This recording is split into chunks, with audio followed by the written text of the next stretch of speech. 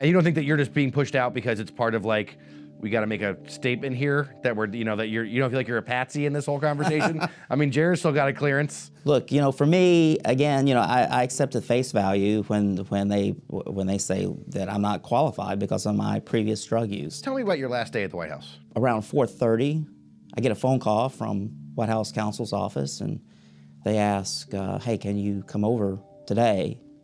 Which is kind of odd at 4:30. So I go over at 6, and someone at the White House counsel office opened up and said, well, you know, this job requires you to have be fully cleared, top secret SCI. We are not going to grant you that clearance. Were you operating under a interim clearance to Yes. that point? Yep. That requires you to fill out that form, right? That SF-86. SF-86. You got it. That has a lot of details on it, right? Lots. So what did you put down for drug use when they... I self-reported. So that was part of the surprise What as is well. your drug? Tell us, what's your drug use?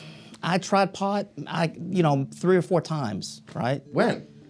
Which off and on between 2010 and 2013. Was that the first time you ever tried pot was in 2010? I'm a square. I'm 50 years old. I'm a square. Well, this is so weird because like you said, I mean, you've not had just a security clearance. You worked at the CIA, so you imagine what I imagine is like a fairly good security clearance you've had in the past, right? Yes. And so, do you have any sense of who it is making this decision? Well, so let's talk about the process. I filled out the forms, and then I got my interim clearance.